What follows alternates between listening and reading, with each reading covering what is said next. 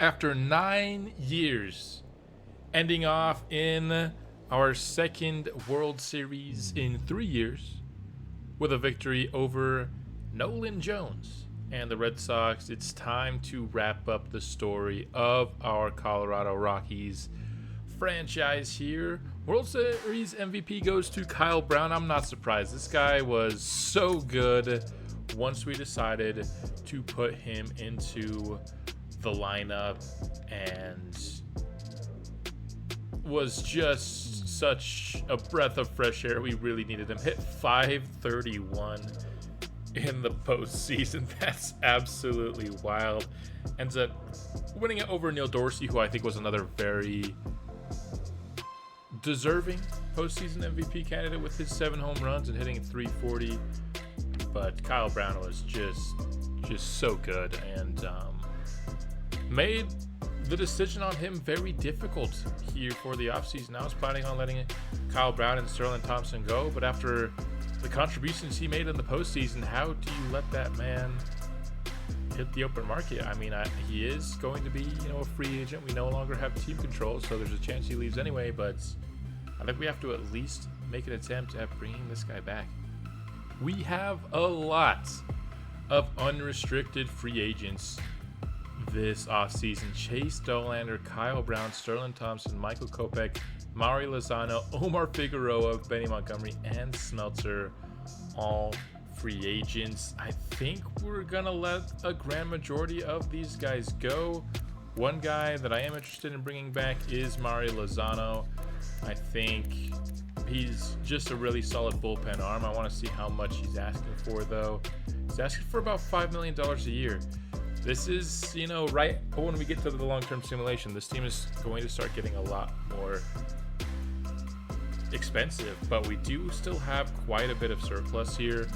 Our budget is large because we've been going on these deep postseason runs. But like I said, our main priority here of these guys is going to be Kyle Brown. I'm thinking if we can get him on a 4-year deal, $16 million is pretty large in terms of what he wants for his salary. I'm gonna offer it. I'm gonna offer it here. I just think, how can you let a guy go? Does that guarantee that we'll get him? There might be a team that comes out and offers a bigger deal for Kyle Brown than we do. Chase Dollander, we're gonna let him hit the open market. I think he's been really solid for us for so many years, but this last year in the postseason, he just wasn't quite himself at times. Sterling Thompson, we're also going to let go. I think we have a succession plan in place already for him. Michael Kopech, he wasn't very good this year ERA-wise, but his whip was similar to last year. It's been a solid experience with him, but at 36 years old and regressing, I think we also let Michael Kopech go. So I think the two guys we're going to prioritize here in terms of trying to get them back will be Lozano and Kyle Brown here. We'll go something like this for Lozano. With these two players, that will pretty much wrap up. Everybody else, we're going to let hit the open market. Omar Figueroa was a little bit of a tough decision, of course, but this year, just a pretty bad regression year for him, and I think Rocha works better at first base than he does in the outfield for us, so I want to have him there, and you can't pay everybody. You just can't pay everybody. I know it looks like we have a large surplus now, but the further we go along in this franchise, the more of our players are going to want to be paid, and I got to prioritize the guys that I view as core pieces. Omar Figueroa has had great moments. I just don't know if I consider him that core piece. As for arbitration this season, we've got a lot of good players, and I think we're going to offer on all of them. Drew Romo is kind of the only guy who doesn't maybe factor into our long-term plans. Maybe Rich Welch as well because of how bad he was last season, but at $1.6 million, we're going to keep giving him a chance. But Drew Romo, this might be his last year on the team as we wait for Jose Vergara to come up and be ready to be our backup catcher. But Jose Barreto, another guy, of course, that I think is tempting to offer the long-term deal to right now. But to offer him into his mid-30s would cost us pretty much $30 million a year, which I don't think is really enough of a discount. Although we can afford it this year, and it might not be a big discount, but if he ends up asking for $35 million a year, those $5 million could be valuable. I'm starting to rethink it. I might actually want, I mean, this guy's our future ace. Again, at $10 million to get him into his mid-30s, or for 10 years, excuse me, he wants $30 million. It's a lot, I know, but we can afford it this year. And if that ends up being, you know, $35 million in 2 years, whoa, that could be problematic for us. And so we're gonna go and offer him a 10-year, $300 million deal to be the ace here, mostly just because he's the caliber player that I don't really want to lose here. As we get deeper and deeper into the long-term sim, I'm going to be paying less and less attention to each individual offseason, and so I don't want to accidentally have Jose Barreto slip through the cracks and not have this guy. So we're offering Jose Barreto the big contract. That pretty much puts us at our budget. So it took 10 years, but we've pretty much reached our budget now here. We're also just offering, there's not a lot of exciting players left on this renewable screen. Everybody's already on the 40-man roster, so we just instantly renew their contract, or they're already in arbitration or already signed long term. We've added the people to our 40-man roster that I'm scared to lose. Barrett's kind of teetering on the tier. I don't want to lose an outfielder, but I also don't think he really factors into our long-term plans at all. So with that being said, that's our plan here for the offseason. Chase Dollander, the very first big-time free agent to sign to a new team. It's going to be for $17 million a year. That's the $17 million that we were able to allocate towards the Jose Barreto extension. But the first big-time Colorado Rocky, I think, that we've lost here in this franchise is Chase Dollander, and it's to the Cubs. Kyle Brown decided to stick around for $4 years and $16 million. I don't know why I'm struggling switching up million and years right now, but we get Kyle Brown to be our second baseman for the years to come, which you certainly got to like that. And also we got our guy Mari Lozano back. The two guys that were free agents that we wanted to retain, able to retain both of them, which is a very nice thing indeed. And Jose Barreto has also signed his long-term extension, 10 years, $30 million a season. He's our highest paid player and will be for pretty much the entirety of that contract, unless of course we sign somebody down the road that asks for as much money. But Jose Barreto, welcome to the list of guys that we've decided to prioritize and extend for the long term. The other guy that we offered a big time contract to, a long term, still hasn't accepted. Jimmy Blanco is thinking over that long term extension. We offered him 7 years. Sterling Thompson going to a division rival all the way down here in February. One of the later signings of the season. I mean, not coming off a great year because he wasn't heavily utilized, but Diamondbacks adding another infielder in free agency. And I extended Jimmy Blanco's contract offer to 8 years rather than 7, and he accepted. So we have our closer for the next 8 seasons, and based off what he did last year, I'm pretty excited for it. Showed some good strikeouts, 46 saves, throws really hard, which you always like in a closer, at least I do. So this is our closer for the foreseeable future to add to the talent we've already locked up long term. Heading into the new season, it is no surprise we are the first ranked team in baseball. We are first in contact, power, and now, despite losing Chase Dollander, first in pitching. We're also the third fastest team in the league now, which is pretty insane if you ask me. I guess the addition of Richie James helps that out quite a bit, and we're just outside the top 10 defensively. Let's see who the CPU drafted for us. They actually did a good job of selecting position players, which is kind of what we need them to draft the most right now. They didn't draft a single starter, which is a miracle for the CPU. All these guys are just depth. None of them are particularly good. We got one B potential, but he's only 53 overall.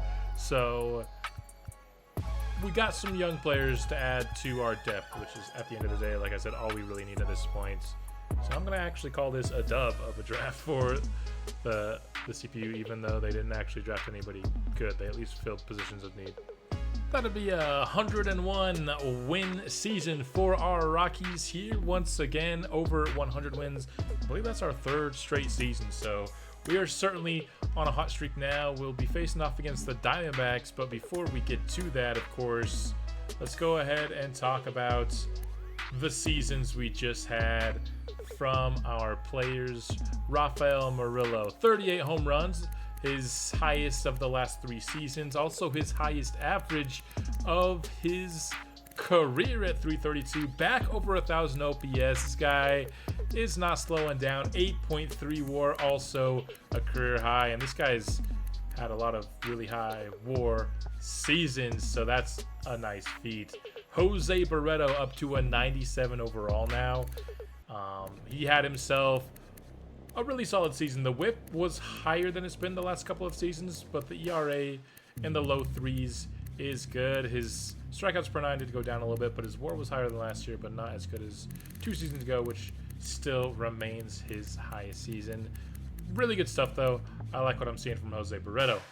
Neil Dorsey. We all want to know what happens with Neil Dorsey every year. He's got a real chance, I think, in this long-term simulation to become the greatest player of all time, and I think the main storyline, I think, of this long-term simulation is, can he get there? He's off to a tremendous start to his career. He has his best season pitching.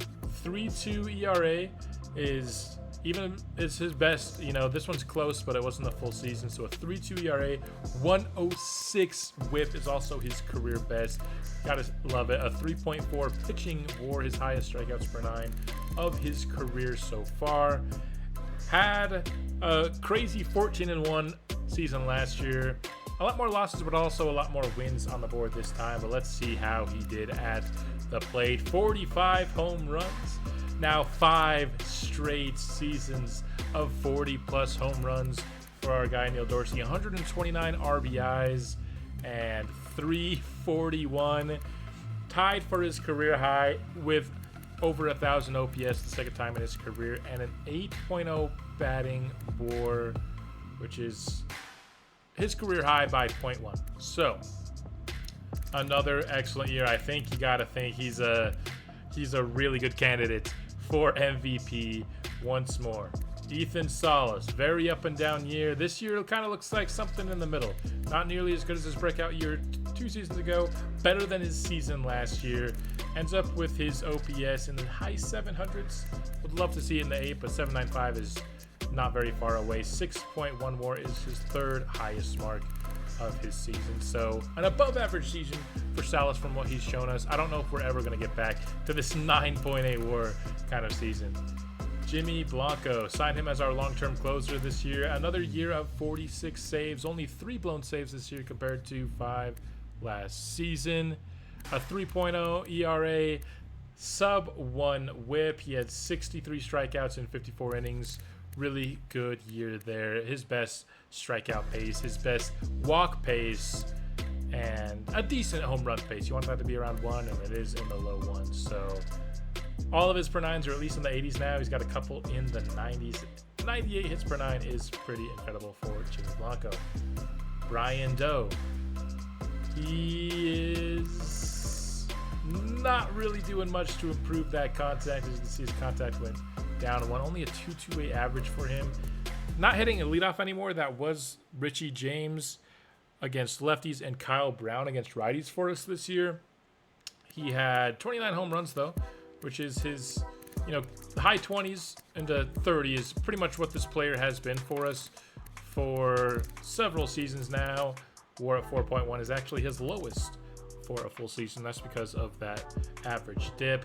Clemente Herrera, he had himself quite a good year. He had 36 home runs, above 30 for the first time in his year. Also career high in RBI, second career high in average. So best power year, second best average year, and his first year over 900 OPS. This guy is incredible.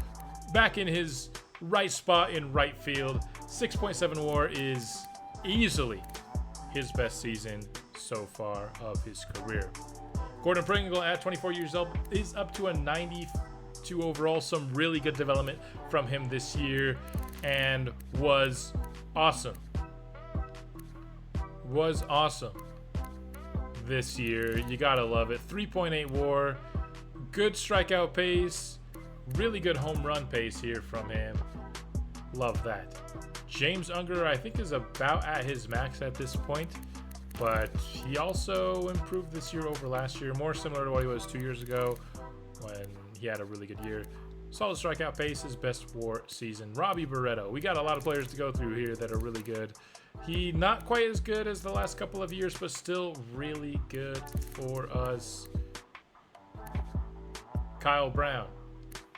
He's starting to regress, unfortunately. Just signed him to a 4-year contract extension. This, of course, wasn't really a full year. So if we're comparing it to his last full year, average about the same, but home runs went up 5. OPS is pretty much where it was, and then a 5.6 WAR is his career high by a decent margin. Rocha. 30 home runs for the first time in his career. You gotta love it. Mid 800 OPS, which is actually a little bit less than it was last year, and a mid 3s WAR. And the last guy I really want to look at this year was rookie Richie James. Does he have a chance to be the rookie of the year with this campaign? He's up to a 99 contact versus lefties. Played third base. We moved his position.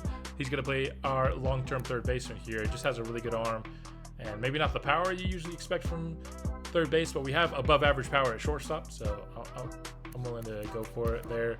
He had just 12 home runs. That's not his game. 278 average. You know, it's tough when you're a specialty player against lefties. You're not going to face as many and be able to show that off as much.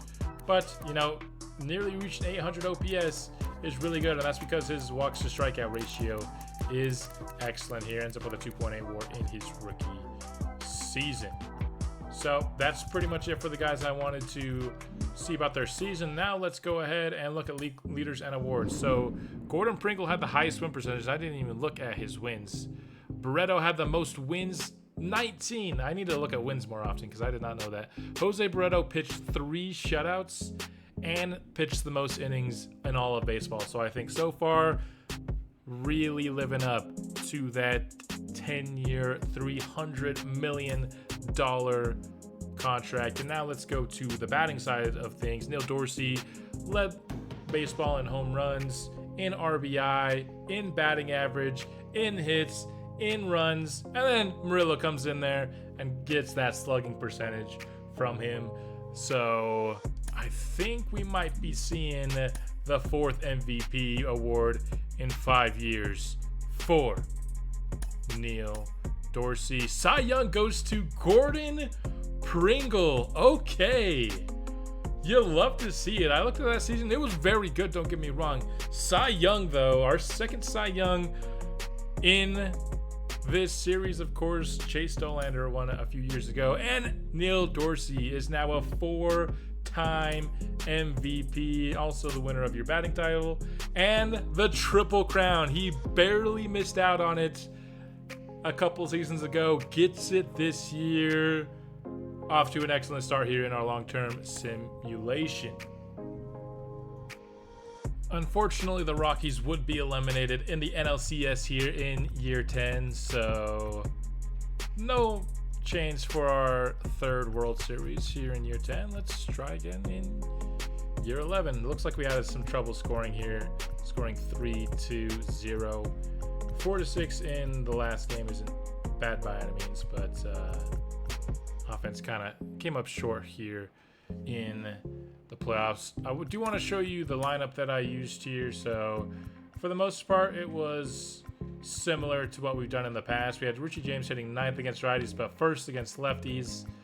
We had Salas hitting 9th against lefties, but you know, this 2-3-4 has been the same I guess we forgot to look at what Zach Veen did this year. So he did have a little bit of a rebound season average-wise, but his power is going down. Overall, his OPS was higher, but he's kind of done developing, I think, at this point. So he is who he is, but we know who he is, and he's a good player. Did we see what Ron Rocha did? Oh, yeah, he had his first 30 home run season. So there you have it. That is what the story of the 2033 Rockies is. Let's head to 2034. Former Rocky Nolan Arenado makes the Hall of Fame. I know he wasn't a Rocky for this series at all. You know, he had already been on the Cardinals for a while, but let's just shout out a former Rocky. Hopefully we're going to see a couple more Rockies reach the Hall of Fame by the end of this episode. A lot less in the ways of unrestricted free agents ahead of this offseason. We are offering Jeff Ramirez, though. Somebody I didn't highlight just because there were so many players with higher overalls. But he had a really, really good year. So definitely worth offering him to stay kind of through his mid-30s. He's really kind of, since a sort of rocky start, been really good for us lately. And so Jeff Ramirez, trying to bring him back for 4 years. Of course, there are opportunities for other teams to come in and outbid us, but I'm hoping we can keep him around. We have about $32 million after offering Jeff Ramirez, so he might have to rescind this. I don't imagine he'll accept it before we have to make decisions on like arbitration and renewals and stuff. So if it comes to the point after doing those that we can't retain him, then I guess we'll have to let him go. But I'd prefer not to. So we've pretty much gotten to a point where we have to decide between Robbie Barreto or Jeff Ramirez. I don't want to lose either of them, but they're both asking for similar money. I can't really afford either of them. Robbie Barreto wants about $9 million and change, and that would put us over our budget. So I think just for storyline reasons, I mean, they're both really good, but it's time for us to unfortunately say goodbye to Jeff Ramirez. Don't get me wrong, I love Jeff Ramirez, but I'm thinking instead we'll try to sign Barreto for, let's say, a solid $12 million a year. He wants the closer. He's not going to get it. And then we're going to offer arbitration here, probably like 8.5, something like that. But that makes all of our decisions for us. Everybody else here in arbitration is getting a 1-year deal. I would have loved to capitalize off Gordon Pringle's Cy Young year and offer him a long-term contract, but we just don't have the money. Hopefully by the time Gordon Pringle needs to be signed long-term, we can do that. We got 3 years to kind of earn some more money on that. In fact, maybe I'm thinking he's not going to be our closer. He's going to be our long-term reliever. Something like that. Something like that for now. Hopefully, come the right time, we can get both of them back. But if not, I'm going to take Pringle over Barreto, unfortunately. But there you have it. That's what our plan is here for this off season. We're offering a bunch of people, of course, to come back, but that's where we're at. Just like last year, a former Rocky is the first one to sign in the free agent pool. Jeff Ramirez is now a Met. We enter the 2034 season still ranked first in the league, first in contact power and pitching, top 10 defense, dropped a little bit in speed. That's makes sense. I still don't know how we're 7th in the league, if I'm being honest. Pitching rotation for 2034 will be Barreto, Dorsey, Pringle, Unger, Hernandez, with Barreto and Brennan in the long relief, Reyes, Walsh, McCracken in mid relief, Lozano and Myers will be our 2 setup man, and then Jimmy Blanco will be our closer for another season. And in terms of our lineups, there is no change from last year, so not really much to go over in this area. Another draft down, and we've actually got some solid potential this time. I mean, Jake Golden Could be a guy that ends up starting at some point in this long-term simulation with 60 overall and 91 potential. We also got another 90 potential left fielder. He's a little bit farther away though.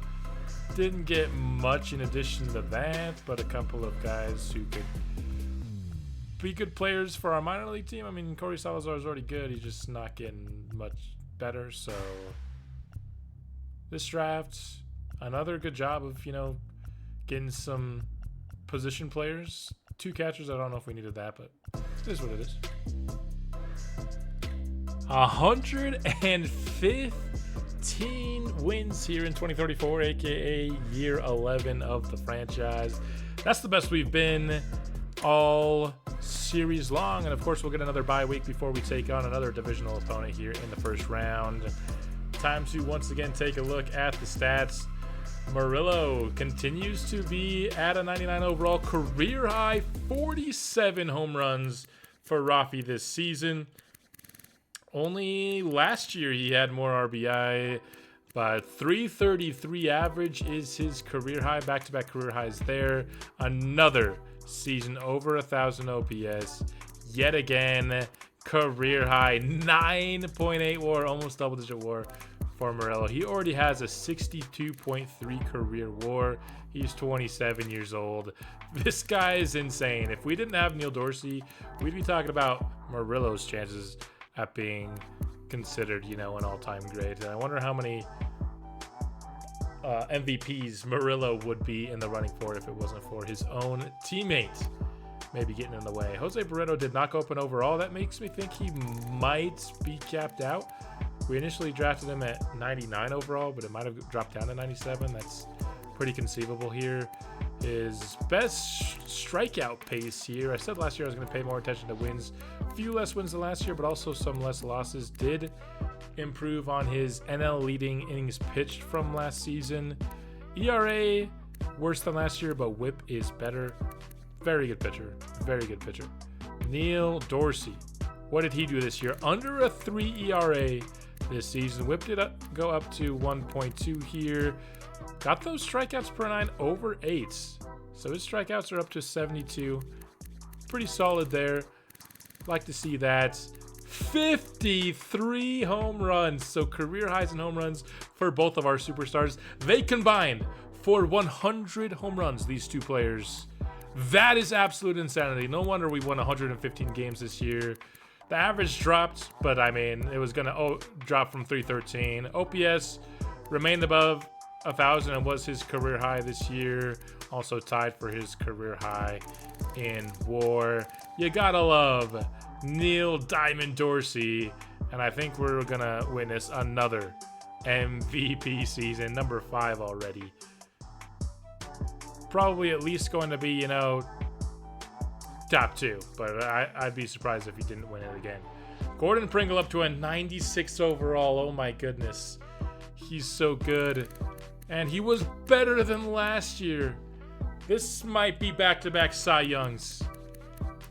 5.0 WAR. His strikeouts per 9 was a little bit lower pace. Could we be seeing back-to-back Cy Youngs from a Colorado Rockies pitcher? Ethan Salas. 95 overall. So I think he's also maybe capped out at this point. His average was up to 284, which I believe is his 3rd highest of his career, but OPS pretty much the same as last year because he wasn't hitting as many home runs. And he's just a solid player offensively, elite defender. That's what he is. Jimmy Blanco, 46 saves for the 3rd consecutive year. Pitched 54 innings, had 60 strikeouts this year. Below a 1 whip for the 2nd straight season, and only had a 2.0 ERA, above double digits. I guess not technically above double digits. He was right at double digits this year for the 2nd consecutive year. Career high in WAR for Jimmy Blanco. Brian Doe up to a 94 overall. Oh my goodness, Brian Doe! What? 48 homers and a 290 average? Who is this guy? 125 RBI, a career breakout year at 27 for the 5'7" Brian Doe. That $12 million contract's looking like a steal for us right now. Oh my goodness, up to an 8.0 WAR. What a season. Up to 98 power versus righties. Good night. Clemente Herrera. Over 300 average and 30 home runs again for him. OPS, second consecutive year over 900. These two in our outfield, my goodness, looking great. Barreto decided to keep him over Jeff Ramirez, and this is why. I mean, he hasn't had above a 1.1 WAR since his rookie season. WHIP instead of not being above a 1.1 WAR isn't impressive. Not being above a 1.1 WHIP, however, in a 6-year span is pretty dang good, especially because it's not like he's not pitching any innings here. Yeah, I mean, he's getting solid innings for us in that long relief role. And he's not a super big strikeout pitcher, which goes a lot into your WAR, but awesome. Kyle Brown. Kyle Brown, over 325 home runs. Yeah, this offense was just insane. Just insane. Unger goes down this year, unfortunately. The hometown kid. Honestly, if this is, he might be our worst pitcher, and if that's our worst pitcher, that's pretty dang good. Penji Avalos as a backup is up to an 87. Don't think he's going to be on our team as a backup much longer. Anton Hernandez, 413, 134 whip for him. 8.6 strikeouts per nine is a pretty solid rate here. Juan Rocha starting to regress. I think he's now hit his peak, his lowest home runs that he's had in a season. But on the flip side, it is as high as his average. He's been that kind of mid-800s OPS player, which is good. Certainly good. And Richie James is somebody that I want to see. His contact versus lefties is down to a 96. Down to a 96. Not that good of a season for Richie, unfortunately. Low 700s OPS. He's probably our worst offensive player right now. But he's still got a ton of room to grow. Has that A potential. Still just 22 years old. We got to hope that can continue to climb for him. Salazar, he's been a backup for us, but if Zach Fiend doesn't start to have a good season, and he did get his average all the way up into the 300s this year, this is definitely a rebound season. I was about to say, if he wasn't starting to rebound, might be time to make Rico Salazar the starter over Veen, but Veen is a free agent after this year. Of course, he rebounds with a good season before he's a free agent. I think it might just be time to turn over to Rico Salazar because he'll be in arbitration, 3 more years of team control. Also, 9 years younger. So it might be our last season with Zach Fiend here on the team. Let's take a look at league leaders and awards. Gordon Pringle, the best ERA in baseball, 2.43. Gordon Pringle, best winning percentage in baseball. Anton Hernandez, most innings pitched. Gordon Pringle, best whip. And Gordon Pringle, best WAR. That seems like a Cy Young season to me. Neil Dorsey with his 53 home runs. We have 3 players hit at least 47 home runs on our team. That is insane.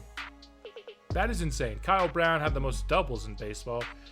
Neil Dorsey had 150 RBI to lead all of baseball. Kyle Brown had the most hits. Neil Dorsey the most runs. And Rafael Murillo, as he seemingly does every single year, led in slugging percentage. It looked like we might have even had more league leaders than that with the 3 dots after it. But there you have it for league leaders. And then awards. Cy Young, Gordon Pringle back-to-back. We have to find out a way to sign him long-term. If we can have a trio of pitchers, Dorsey, Pringle, and Barreto for their entirety of their careers, I don't see us ever being not, one of, if not the top pitching unit in all of baseball. Hank Aaron Award goes to Rafael Murillo. Not winning MVPs, but he is winning a lot of Hank Aaron Awards. And then Neil Dorsey, now 5-time MVP of baseball. My absolute goodness. What a stud. World Series champions. I mean, was there any doubt with how well our team played this year? I mean, 115 win season, the Cy Young, maybe the 3 best bats in all of baseball with Doe and, of course, Murillo and Dorsey. And then obviously guys like Clemente Herrera were also still really good and stuff like that. Kyle Brown led the league in a couple of categories. This team was just too good, top to bottom. And we only lost 1 playoff game. We lost game 1 to Miami. That was the only loss in our postseason run. Ended up going 11-1 on our way to World Series number 3 in 5 seasons. And I don't think we're done anytime soon. And unfortunately, I think just due to the money we need to spend elsewhere, I really want to find a way to get Gordon Pringle signed long term. I think it's time to officially move off of Zach Veen the Machine. It feels like a bitter goodbye. I think this is the hardest one so far. Chase Dollander was hard to say goodbye to for sure, but Zach Veen, I think, is even harder. A ton of really good moments here. Even coming off a good season, I think we just have Rico Salazar, who's going to save us some money for the next few seasons. I mean, we can at least see what he's asking for. $10 million a year. He's looking for 12.5 this year.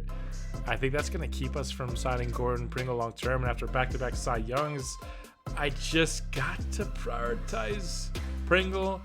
I'm not going to say no way with Zach Veen. I'm going to see what we can do with the money elsewhere on the team, and if there's still enough money for Zach Veen, I'll offer him for sure, but there's a good chance Zach Veen is gone. So unfortunately, we don't have the money to offer Gordon Pringle a long-term deal. Offering him a 1-year deal puts us about $4 million away from our surplus here, and I don't really want to give up on anybody that we're offering right now to do it. I mean, we're not even offering a Rich Walsh here. We're ready to say it's the end of that experiment. I mean, he's not been terrible, but I guess if we're not offering Gordon Pringle a long-term deal, we can bring Rich Walsh back. This will put us right pretty much to the cap. So we'll do this instead. We do have some money coming off the books next year. We got $12 million off the books for Robbie Barreto next year, and then $16 million off the books for Kyle Brown after that. Those two combined could bring us to Gordon Pringle, but we're definitely getting to that inflection point where it's gonna take some planning to try to figure out how we're gonna build this roster. Not the first signing of the offseason this time, but Zach Veen is headed to Toronto, and another longtime Rocky is unfortunately no longer with us. If you're curious where Neil Dorsey's ratings are at this point, batting wise, I think they're pretty good. I mean, he's just, the best fielder ever apparently, and also the best batter ever. I mean, we should just have him not pitch anymore.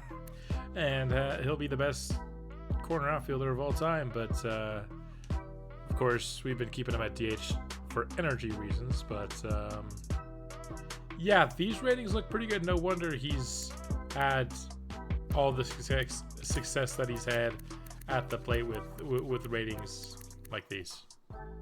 Just wanted to look around the league for the best players. And Jason Lindsay is up to a 99 overall now, which is pretty insane. He just had 36 homers last year, hitting 298, so he's pretty good. Pretty good. I think we couldn't have gone wrong whatever we went with that pick between Barreto and Lindsay. Either one would have been fantastic additions. But fun to see a player we almost drafted have such a successful career, firstly in our division and now continuing to excel in Miami. We're now up to the second fastest team in baseball, so things have taken a turn here in this long-term simulation. Of course, still first in contact power and pitching, and now top 10 in defense as well. And all that, of course, makes us the #1 ranked team in baseball now, trying to defend our World Series title last season. Let's see what we can do. A couple of guys we didn't sign in this period, but we did get some good draft picks. Bryce Ward, I think, is a good pitcher that might eventually play for us 10 years down the road. But Chris Campos, 72 overall with 94 potential. They got us a nice bullpen option that will probably end up playing at some point for this squad, because we're not going to be able to keep all of our bullpen options that we've already developed on the team forever. And so he'll probably fit right in the bullpen within probably 3 or 4 years. So doing a nice job getting some position players as well, even though they aren't good. Solid draft by the CBU. 119 wins, already breaking the record we had last year for most wins in the series. Here in 2035, season 12 here, of course, that will earn us yet another bye and a matchup against the Nets. The Mets here, excuse me. I think just for the fact that it's going to take us a ton of years to go through everybody's career. I don't know if we can stop and look at everybody's stats every year, but certainly the guys at the top still we're going to take a look on. Jose Barreto, really good year, under 3 ERA for the first time in his career, most strikeouts per 9. Neil Dorsey had his best ERA last year, had it again this year with a 1.16 whip, and strikeouts did regress a bit, but his WAR is higher. Salas, 38 home runs. Let's go. Even better than the one great year he had, 120 RBI. I mean, this is a very similar, just a little bit different. This 2031 season was a little bit more contact, a little less power, but power-wise, this was a career year and a 9.4 WAR. I said, I don't know how many seasons ago, we probably weren't going to see this caliber of season again, and we kind of did this year, so way to go for him. Rafael Murillo, 31 home runs. That's the lowest amount of home runs he's had since 2028, nearly 10 years. So yeah, his power is going down a bit at this point, but 337 is his career high. So he still was, 0.004 away from another 1,000 OPS season, even with the low home runs, and third straight season with at least 8 WAR. Gordon Pringle regressed this year. Not the guy we thought we've had for the last couple of years. Not gonna say it's back-to-back Cy Youngs. I think that's pretty safe to say. 35 home runs, so his second best year. Last season was insane for Brian Doe, but he carried it in some ways. Clemente Herrera here, 328 with 36 home runs, 983 OPS. Let's go. This guy is so good, man. His best OPS of his career. That was actually the lowest WAR. It must be fielding wise. Yeah, he didn't have as good of a fielding year as he's had in years past. Let's go down to Richie James here. Hoping he's been able to kind of break out. Never been a home run player, but at least he's gotten that average up to the point where he did break 800 for his WAR and has career high. 800 in OPS and has career high WAR season. Kyle Brown's regressing. He's got one more year. I think he'll be done after that. Rico Salazar, first time as a full-time starter in a while, and he did really good. He just didn't actually develop. How does he have 27 home runs and lose power this year? That makes no sense, man. But over 900 OPS. I'm feeling pretty good about moving on from Zach Veen for Rico Salazar. So, league leaders, Herb Reyes. We didn't even look at him. He had a 1.6 ERA. What? Nice. As a long reliever. Jose Barreto, really good win percentage. Had 21 wins, so 19 wins last year, 21 wins this year. And then Herb Reyes also had a great whip, so probably should have taken a look at him. Neil Dorsey. Did we not look at Neil Dorsey? Did I accidentally skip Neil Dorsey? I don't remember. 51 home runs for Neil Dorsey. 148 RBIs, 208 hits, 132 runs, and he did have the highest slugging percentage, though it was Rafael Murillo who had the best OPS. Yeah, I definitely forgot to look at Neil Dorsey. I think we looked at his pitching, but we didn't look at his hitting for some reason. Back-to-back 50-plus home run seasons is absolute insanity. He did drop below 1,000 OPS this year, though. But, I mean, MVP number 6 kind of looks locked and loaded for our guy. Let's see. Cy Young is Jose Barreto, so we don't get back-to-back home runs for Gordon Pringle, but we do get back-to-back home runs in Colorado. In fact, the 4th Cy Young in 5 years has been a Colorado Rocky, which is absolutely insane. Neil Dorsey with the Hank Aaron, and Neil Dorsey with another MVP season. What an absolute terror of a run. I mean, he is certainly on GOAT status.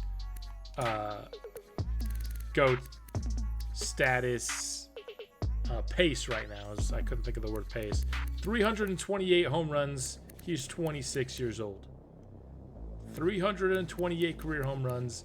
He's 26-year-old. A career OPS of 970. He has already accumulated 49 batting WAR, and add on top of that an extra 20.8 pitching WAR.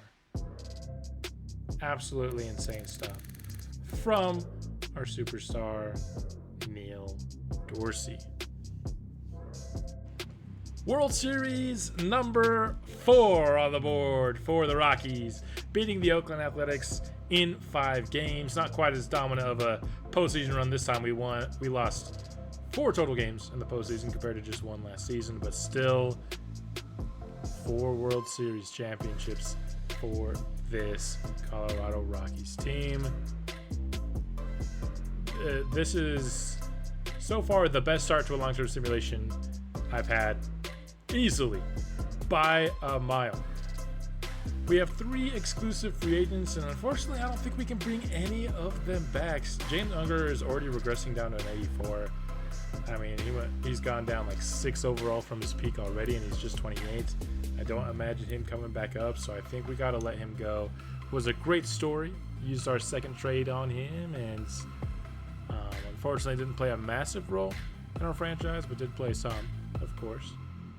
Was a part of our second World Series run. Rich Walsh, this was his best season in a while, and it wasn't bad by any means, but not bad. Unfortunately, just isn't good enough to be prioritized. He's been an insane strikeout pitcher for us in this series, that's true, but he's just had too much trouble allowing walks. That's always been his problem.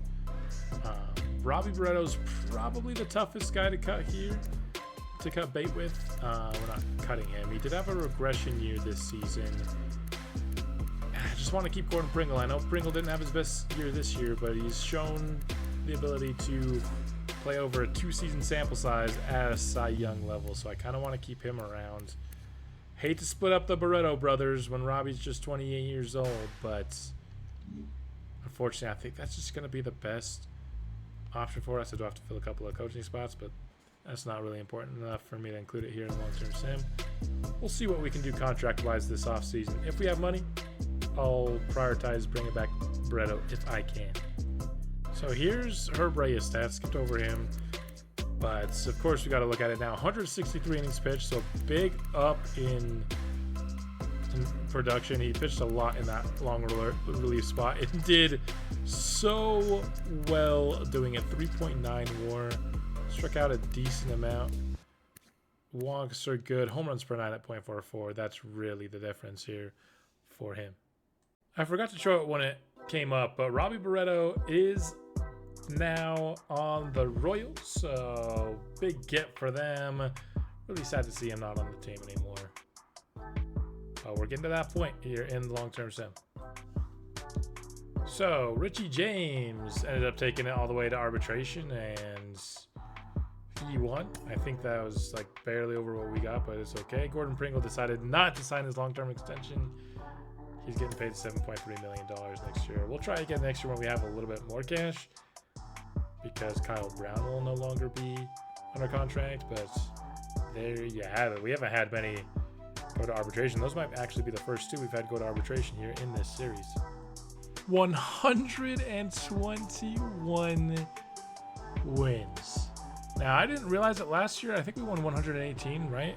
I just looked it up, and that's apparently the most wins in MLB history in a regular season. Don't know if what I looked up was correct, but if it is, I would have made a lot bigger deal of it last year. But we beat it just one season after, 121 and 41. This team is on an absolute historic run, of course. Neil Dorsey now sits alone as the highest overall on the team. 2.35 ERA, 105 WHIP. That is insane. That is insane. Add in 57 home runs for him on top of it, and I think you have yet another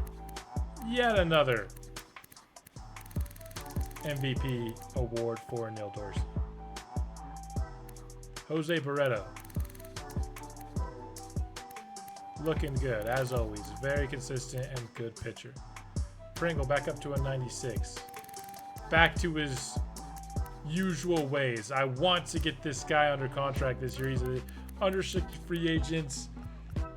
We're getting off the money of Kyle Brown. I'm going to try to retain him as much as I can, but boy, oh boy, we're getting to the point. As you can see, our pitching numbers are now low. I think after this season, it's getting to the point where we might just simulate to where some of these guys retire. It's getting like we're capped out money-wise.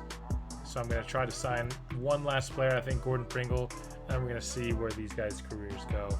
But obviously, we've been doing great. Richie James, up to a 300 average, also broke his personal record for home runs. High 800s now into the OPS.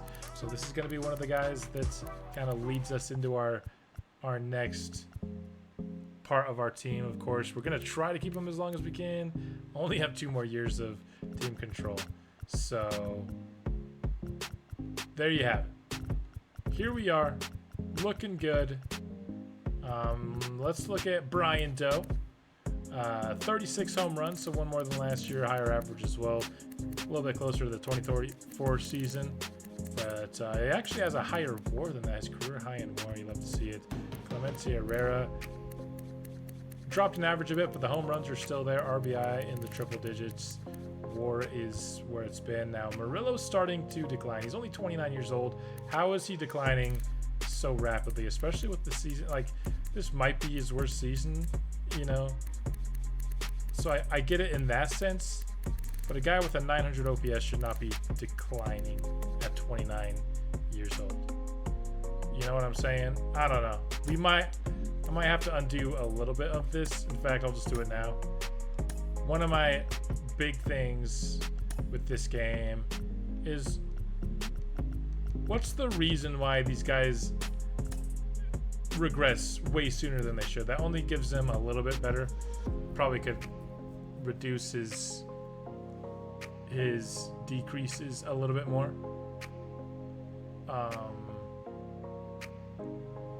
Yeah, I mean, minus 5s and 6s across the board. He's 29. What is that, man? I don't get it. MLB The Show needs to fix this for future games. This is not how regression should work at all. But it is how it works in this game. I honestly don't know how much I can fight it. So he's going to regress way sooner than he should. I mean, I fought a little bit this year, but unless I go in every single season and boost all of his attributes by 5 or 6 every single time, we probably shouldn't have him playing shortstop anymore with these ratings either. Maybe we move him over to second, I think, at this point would be the move, because he's not a very good defender anymore. Again, why? I don't know, but it is what it is with this game.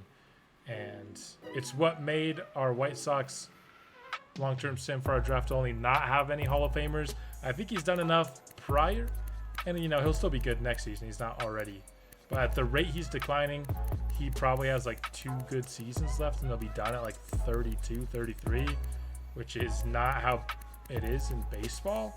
So it was going to come at some point, my rant about how terrible the regression system is in this game. For how much I like the progression in this game, the regression is the worst in all the sports games I play, and it's not even particularly close. It is what it is, and that's why we're getting to the point of the series where I kind of just want to simulate to their retirements, because I'm just going to get annoyed more and more and more the more seasons I watch these guys regress far too early. It's just gonna keep bugging me. So I think it would behoove us to get to these retirements at this point. Unfortunately, we would lose the World Series despite our record-breaking season in the regular season. We'd win 2 games. We fought decently hard, lost in 6, but we can't win yet another World Series here yet. So with that being said, I'm going to try to sign Gordon Pringle to a long-term contract. I'll let you know if I do. If it's not the next thing that's up in this episode, then I wasn't able to get it done. And at that point, all the guys that we've locked up long-term, we're going to see when they retire. We'll look at what their career looks like in the end when it's all said and done. I think Neil Dorsey is going to look very good historically, if not the best of all time. And I even think, unless the regression hits harder than maybe I'm even projecting it to, I think Murillo has a chance to look really good all time as well. Let's get into it. The first to retire is one of our original prospects. That's no surprise here. It is Chase Dollander. Left us in 2033 for Chicago. Played a few seasons with them, but apart from that first one, he never quite was the same player that he was during his height in Colorado. Overall, pitched just shy of 2,000 innings in his career. Allowed just over 2,000 hits. Allowed 913 runs.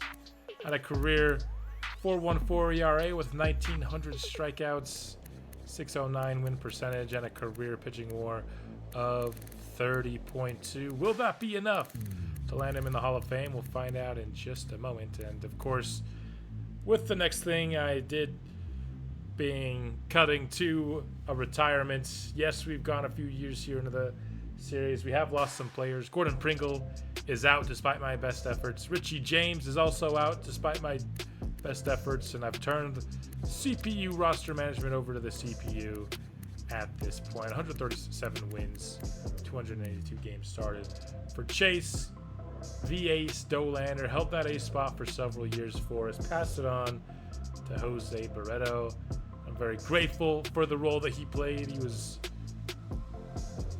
the #1 prospect on episode 1 for this team, and he's the #1 prospect to retire here at the end of this franchise series. And Bryce Harper also retired the same year, the only inductee to the Hall of Fame, a very deserving one at that. So Chase, not a Hall of Fame player. I'm not surprised by that. I don't think he was Hall of Fame worthy, but of course that Cy Young he won with us, as well as a couple World Series, is a good resume to have nonetheless. I'm sure he's proud of what he did in his career. Jimmy Blanco is the next to retire here of our major players. Was our closer for a long time, and at the age of 36, down to 51 overall, decides to retire. This is one of my other big complaints. It really only ever comes to bear for people who go very deep into a franchise. But how does a guy go 6 straight seasons without being signed before he retires? It makes these videos infinitely more longer than they need to be. He should have retired after the 2039 season. You go 2 straight seasons without getting signed, retire! You're not good enough to play baseball anymore. All these guys are going to make me simulate 5-6 more years than I need to for me to actually see them retire. It is honestly pretty dang annoying. But I digress. 273 saves to 46 blown saves with us, all with Colorado once he didn't return to us. He didn't go anywhere else. So played his entire year with Colorado, just waited a lot longer to retire. Struck 492 batters out, had a career 3.16 ERA, 1.1 WHIP. I mean, that's pretty good. Just a career 6.9 WAR, though. Closers don't rack up a ton of WAR. But 273 saves. He had at least 46 saves in 5 straight seasons for us. Yeah, this one he only had 43 and 12. That was his one down year. Was really good this year, but once he had 2 down years in 3 years, that was kind of the end of his career as a closer. Shout out to Jimmy Blanco, though. I was waiting for pretty much the entirety of the series to have a closer that we felt comfortable about, confident in, and Blanco ended up being it. It just took, all the way until the series was over for us to get it. But glad we got one, even if it was a little late. As they say, a little better late than never, right?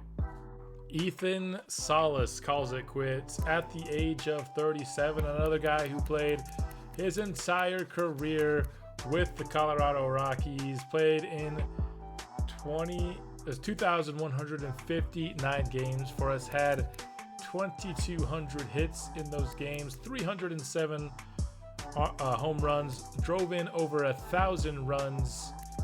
He had a career 279 average. He had a career 809 OPS. I know he caught a lot of flack from us, but he certainly had a couple of really good seasons with this team. Had those 2 seasons above 900.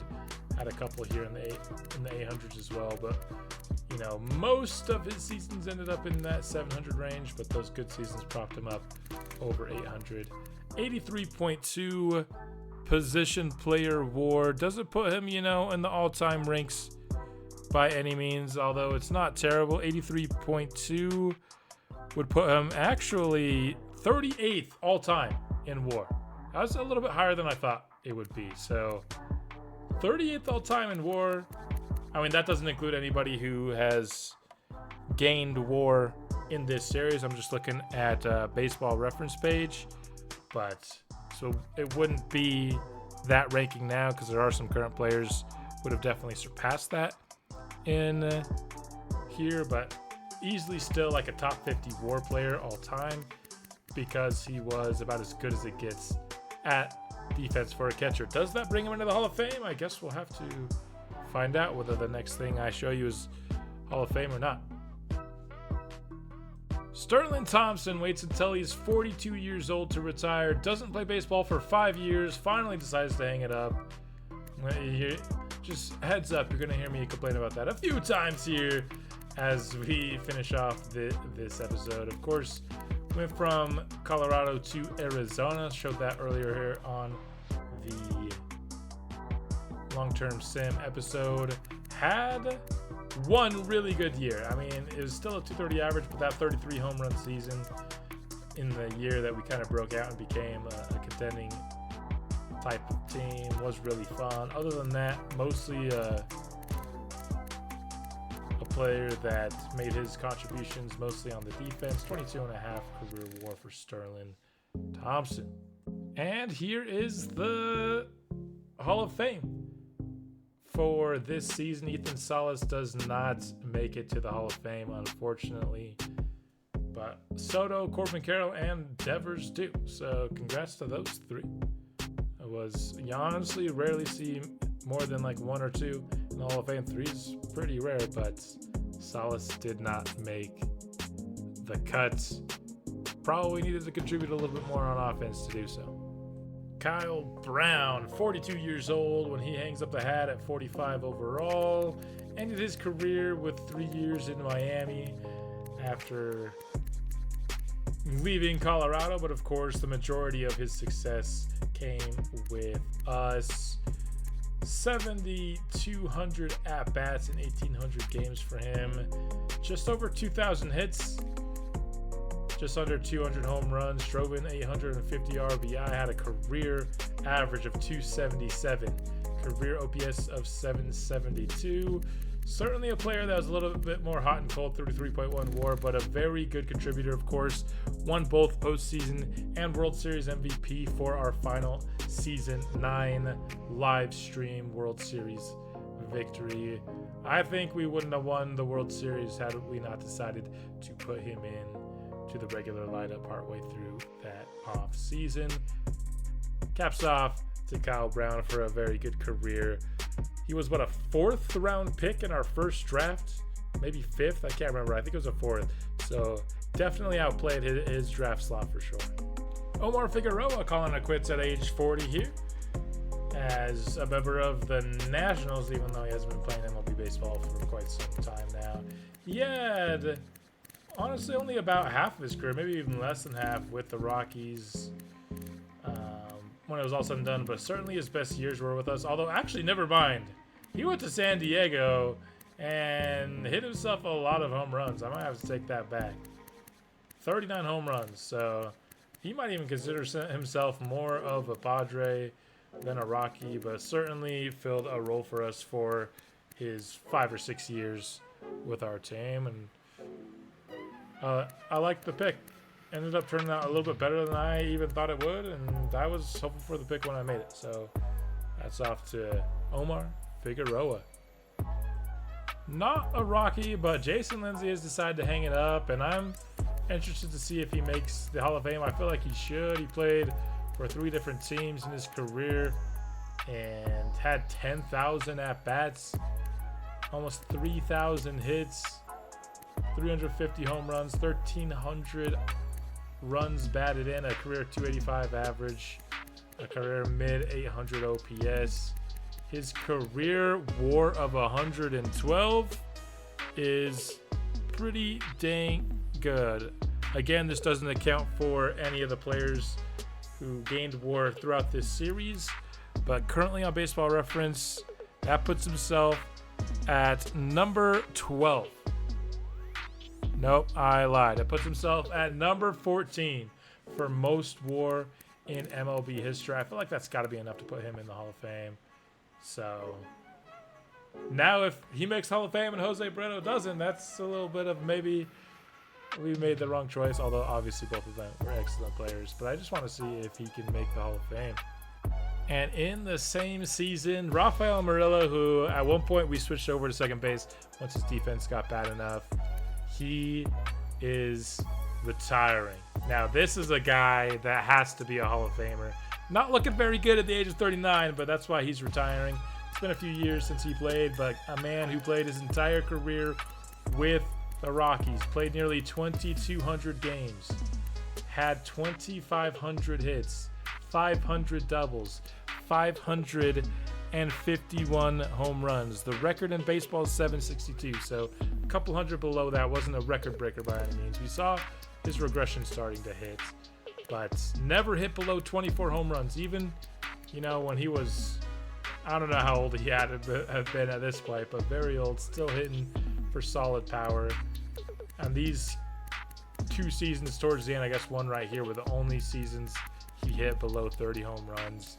Never topped 50, unfortunately. Did get 40 several times. Was a guy that we know had over 1,000 OPS often.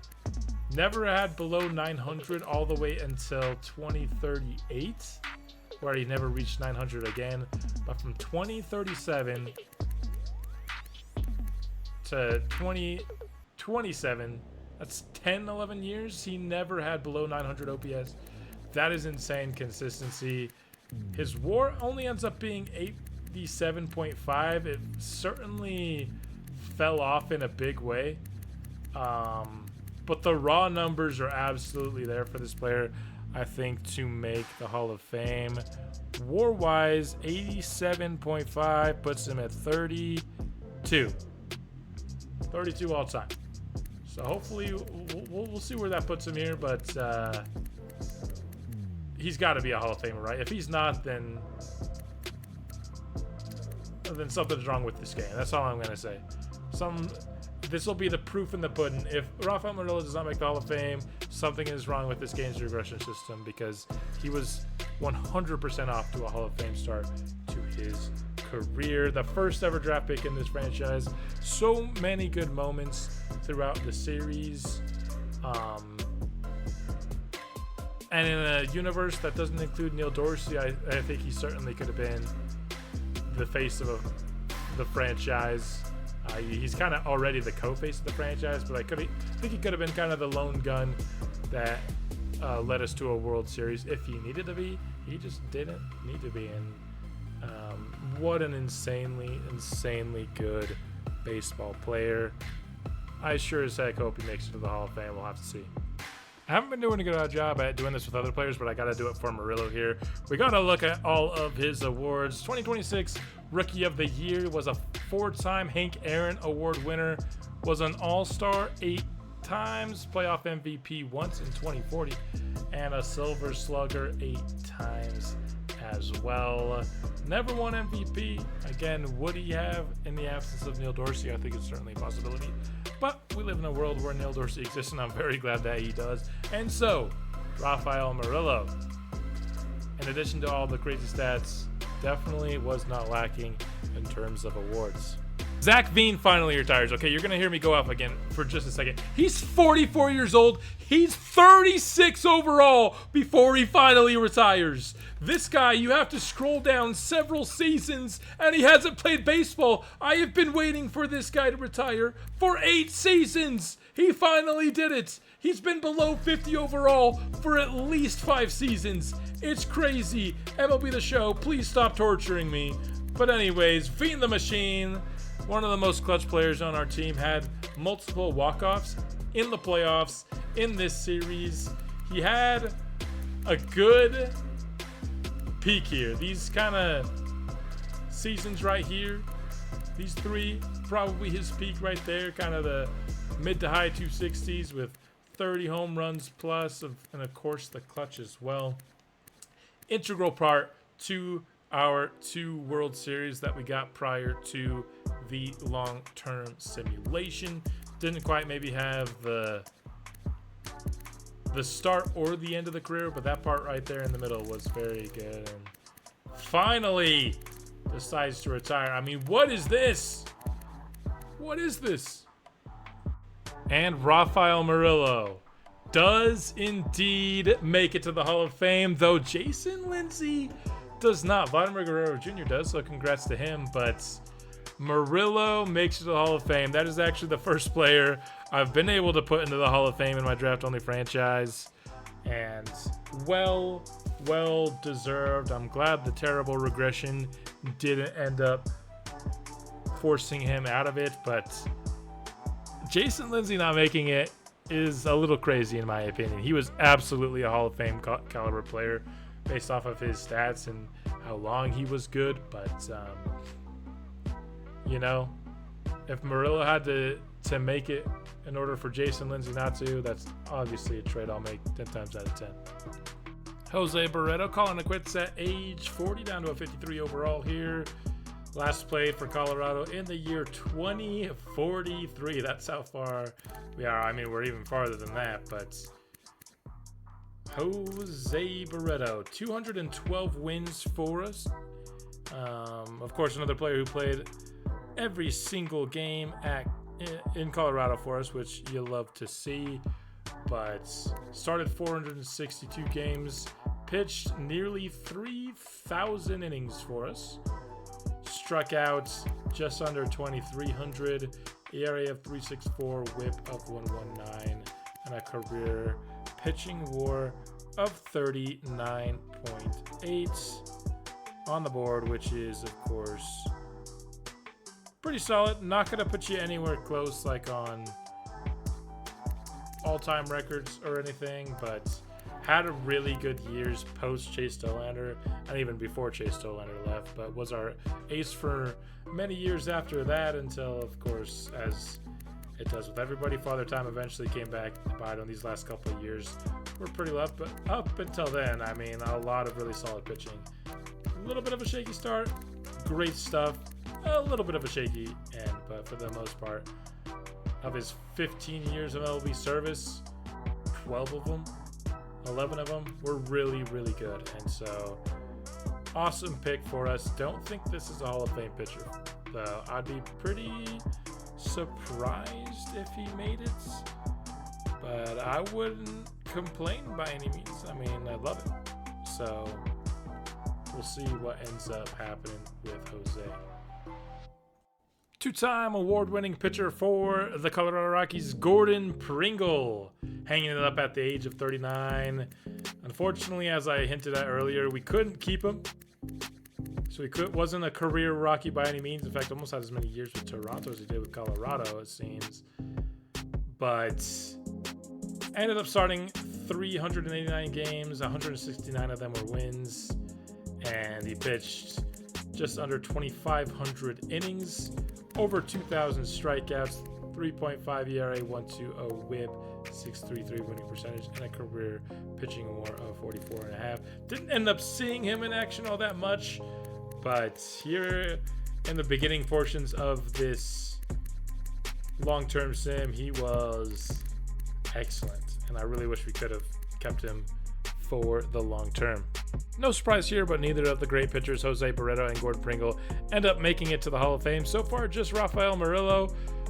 There's one other player that is 100% making the Hall of Fame, but I think it might be just those two. I'm not super surprised by that. I was hoping we can get a pitcher there with all of our Cy Youngs and stuff, but I just don't think anybody had quite the prolonged dominance needed to be a Hall of Famer as a pitcher here in this game.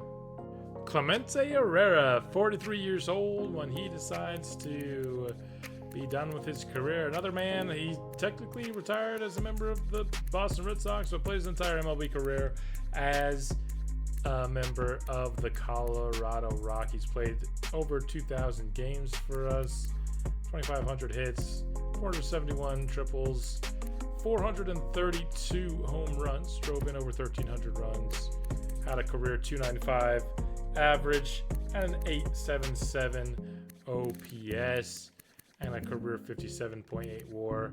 This man was a very big contributor, was even the home run champion in 2037, which is pretty interesting. Two-time playoff MVP. Clemente Clutch Herrera earned that nickname with many playoff moments for us, and an 8-time All-Star player. I don't think quite the caliber of Hall of Fame, but certainly somebody that, you know, when you tell the story of this draft-only Rockies team, you cannot tell it, I think, without Clemente Herrera. If I had to pick, you know, the 5 most impactful Rockies, I think Clemente Herrera is probably on it. He had great playoff moments.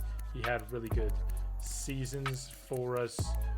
Even in this long-term sim, was consistently hitting over 300 for many, many years. And at his height, was also combining that with 30 home runs, even topping 43 the one year he was the home run champion. So, Clemente Herrera, great career as a Rocky, one that I will not soon forget. Juan Rocha retires as a member of the Pirates, but never played professional baseball for them, at least at the major league level. Spent most of his career with the Rockies before spending a few years with the Angels.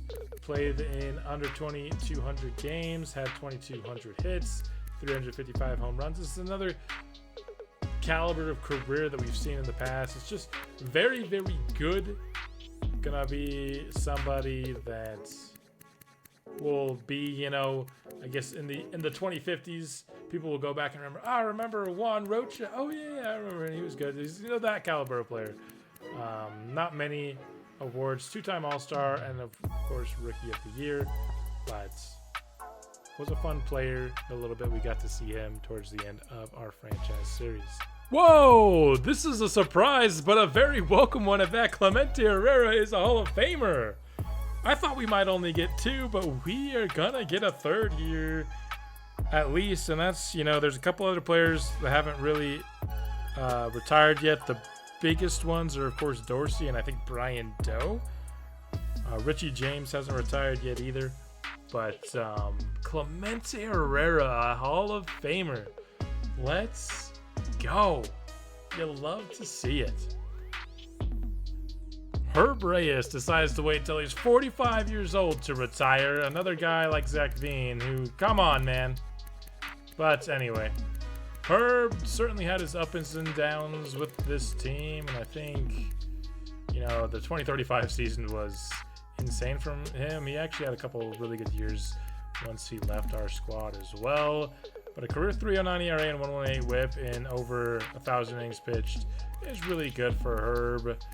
Maybe not somebody that I would call a crucial element of this rebuild when all is said and done, but played his role at times, and will be remembered, especially for waiting so long to retire. That's what I'm probably going to remember him for.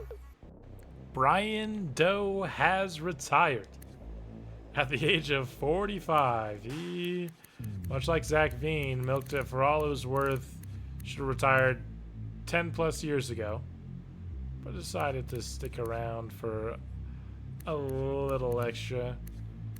6,800 at-bats, 1,700 hits, 382 doubles, 355 home runs, 254 average, 816 OPS career, and a career WAR of 67.5. But Brian Doe, part of that first draft class for us, ended up being a fan favorite for us. Broke out in our first playoff run.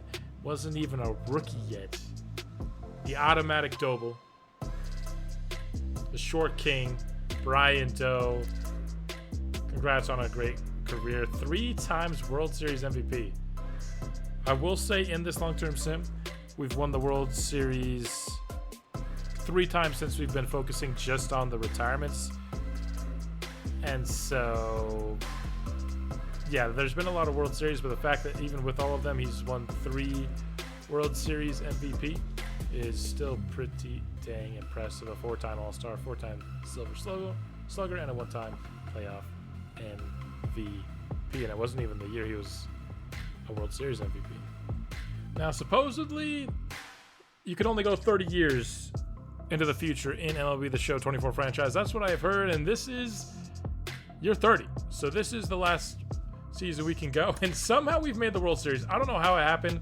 We're not that good of a team, but we went 9-4 and 68. Somehow we made it here. So we're going to hop into one more Neil Dorsey at bat. Why not? This, I don't know whether or not he would retire after this year. I'm going to guess not, based on what his ratings are. But because this is the last year of the franchise, we're just going to say that Neil Dorsey is retiring after this year. We'll take a look at his stats. He's obviously going to be MVP. Hall of Fame. You'll see his stats. It's not a doubt in my mind. But let's see just one more at-bat of Neil Dorsey here in the World Series in the year 2053. Let's go. He is sitting 5th in the lineup for our Rockies here at this point in his career. 44 years old. Hitting 288 so far in these playoffs. Gets one over the middle, and it's going to be out on the first pitch for Neil Dorsey. This, by the way, is Game 7. Winner takes all here. I'd love to let Neil Dorsey go out with a bang here. Let's get one more World Series win.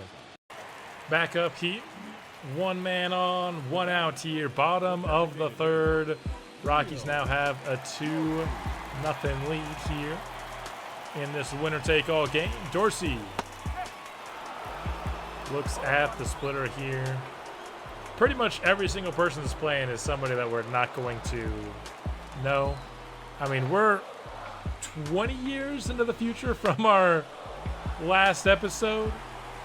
I'm surprised Neil Dorsey's still kicking it, although honestly I'm not all that surprised. And unfortunately, not his fault this time necessarily, but it will be another double play. Not the send-off we want from Neil Dorsey so far, but for the Rockies it's good. Scoring opportunity here for Dorsey, and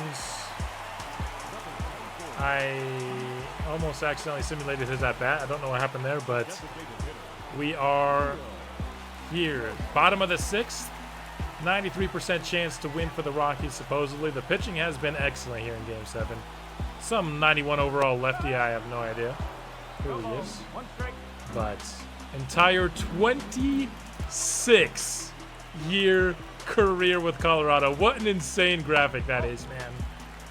Not only does he have This is the LeBron of baseball. We're witnessing it. You know, not only did he have the insane prime, but the level of longevity you just don't see anywhere else. Now, I will say I've been forcing him to stay at the major league level for the last few seasons, mostly just because his overall is really low because his pitching is terrible. He hasn't pitched in about 9 years, but he has been batting this entire time because he's been a really good batter. He hasn't shown it here in Game 7 at all. You know, maybe his reaction time's a little slow at 44 years old, but his bat's been good enough this entire time to stay as our DH. He'll get one more chance. Hopefully he can get a home run. That would be the perfect send-off. All right, Neil. Back up, bottom of the 8th. Probably the last at-bat in Neil Dorsey's illustrious career. Rockies look in prime position to win the World Series. Would love for Neil Dorsey to be a contributing factor here in Game 7. Going against Sherwood Rossi here. No idea who that is. Right down the middle. That one's going to be a hit for Neil Dorsey. Won't be a home run, but it will give us what we wanted. Can he pick up the RBI? No, he can't. Trying to score from first on that is a little wild. That was not what I would have done personally, but hey, here's what it is. And the Rockies have defeated the White Sox in the year 2053. And we end off the long-term sim in Neil Dorsey's farewell tour with one more World Series win. Brings him to 8 in his career. 8 World Series wins. We're going to see the rest of his stats in just a minute. Prepare to be absolutely shocked. I'm just going to say that. You know that he's been playing for 26 years, so be prepared for the amount of stats this man accumulated in 26 years of playing professional baseball for the Rockies. But just the cherry on top is the fact that we win the World Series in his final year. The last time we won the World Series was at least a decade ago. At least a decade ago. I think even more than that. But you'll love to see it. A bunch of random people and Neil Dorsey holding up the trophy. I bet Brian Doe wish he waited one more year to retire. But fortunately he didn't. Where's Neil in that? Oh, there, top left. Neil Dorsey, let's go. MLB champion once more. Going off perfectly. He didn't officially retire, but the franchise can no longer go any further forward. So Neil Dorsey, at the age of 44, hangs up the cleats after undoubtedly the best career in baseball history. Let's start here with the pitching. He did stop pitching in the year 2045. That was his last season as a pitcher. Hasn't pitched in quite some time. But taking a look at what he did, he started 564 games in his pitching career, pitched 3,220 innings. So even as a pitcher, those are, more than we've seen for most of our other players who maybe had higher peaks than Neil Dorsey, I think, as a pitcher, but his longevity certainly helped him. Ended up with 223 wins. His career ERA was 3.56, career whip 1.23. Really solid numbers. Had some really solid seasons, like from 2033 through 2036 was some just elite pitching from him. Was even good after that, but towards the end of his career, his last couple of seasons were certainly good, and he needed to get off of the mound and just focus on the plate. His career 41.6 WAR is higher than the other pitchers that we've seen in their careers for sure. And again, I think that just goes more into longevity than maybe his high points. But now let's talk about where Neil Dorsey went from a really good player to undoubtedly the best of all time, and that is at the plate as a hitter. Now, one thing needs to be said. As you can see, he played all of his career. He was, in our lineup at the DH spots for all of those seasons. And as a result, his plate appearances is the most all time. He had about 1,500 more at-bats than the player with the next most, Pete Rose previously held the record at 14,555 at-bats, 16,000 for Neil Dorsey. So, yes, he's going to lead the MLB in history in a lot of categories. One of them is just because of his longevity. Now, longevity is a skill. I think being able to play and still be an every game player, he never missed a game. Now, a lot of his career we had injuries turned off, so there is that. But never missed a game because his energy was low, despite the fact that he was pitching, which is insanity. But let's talk about hits. He has the most hits in MLB history, previously held by Pete Rose at 4,256 hits, 4,800 hits with 20 on top of that, 600 more nearly than the next best player hits-wise in MLB history. Now, he's not going to have the record in terms of doubles or triples. Doubles, he's kind of close. The record is 762, so he was just, 100 off. Maybe a few seasons and he could have got that, but a few seasons and he would have been almost 50. Triples, he's not going to be close, but this stat is the wildest. 1,000 home runs in the career of Neil Dorsey. 1,000. Barry Bonds currently holds the record for the most home runs in baseball at 762, which means he has more than 250 home runs than anybody else in baseball history. He started off his career, and in the first 15 years of his career, he had more 50-plus home run seasons than he had seasons of less than 40 home runs. Just this one season of less than 40 with 5 of 50-plus home runs.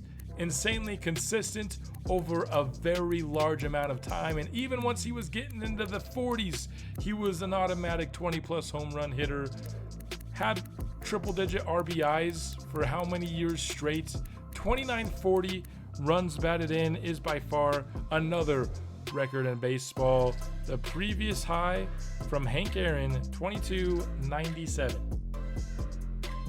So that's over 600 more RBIs than anybody else in baseball. Now with the good comes the bad as well. He did strike out quite a lot. Reggie Jackson currently holds the record at 2,597 strikeouts. So he has 350 more strikeouts than anybody else, but that comes with the longevity. You're not just going to break the good records. As for his average, he has a career average of 300, a career on-base percentage of 373, slugging of 538, and over a 900 OPS with many individual seasons over 1,000 sprinkled all throughout. Became more of a 700 OPS, just good player, not great, over the course of his career, but this is late 30s, early 40s kind of stuff.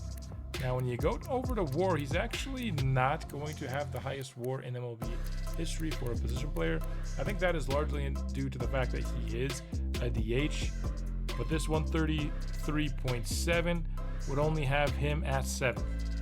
Again, I think if he played a position, especially with how high his fielding ratings were, he would have led the MLB in WAR as well.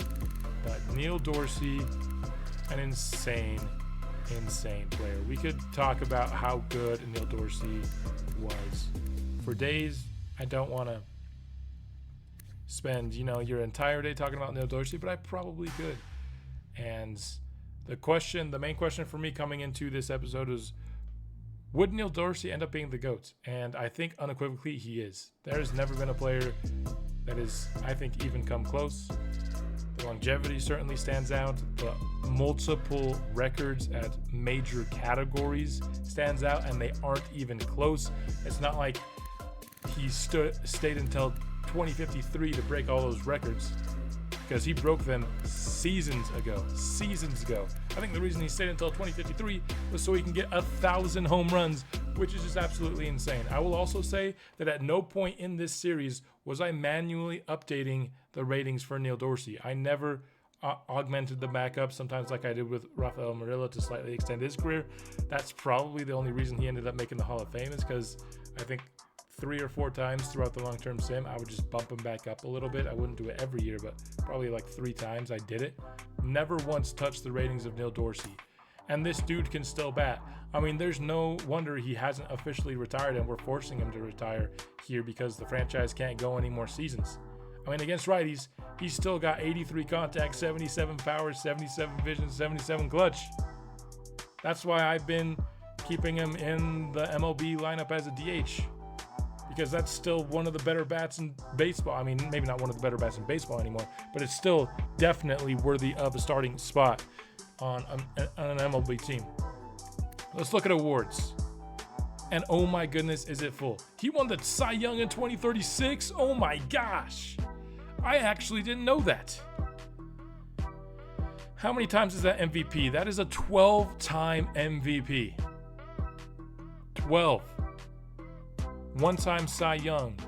That is an 8-time Hank Aaron. That is a 13-time All-Star. That is a 16-time Silver Slugger. That is a 5-time batting title. That is a 13-time home run champion. That's a 2-time playoff MVP.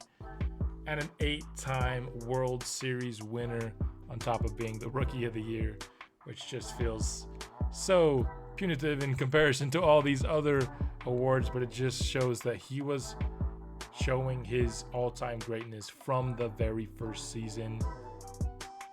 No doubt, in my mind, the best player in baseball. I don't think there's much of an argument for anybody else. Of course, I'm not some baseball historian. You know, you could tell me Babe Ruth was better or something, and I don't know if I'd be able to retort that because I haven't really followed baseball that much. But all these records, are you kidding me? Neil Dorsey, the best to ever do it in my mind. And of course, this will also bring the conclusion of our draft-only franchise with the Colorado Rockies on MLB The Show 24. Comes just before Madden 25 comes out, a game that I'm very excited to bring content on, and I can only hope that I can build a series that's as fun as this one.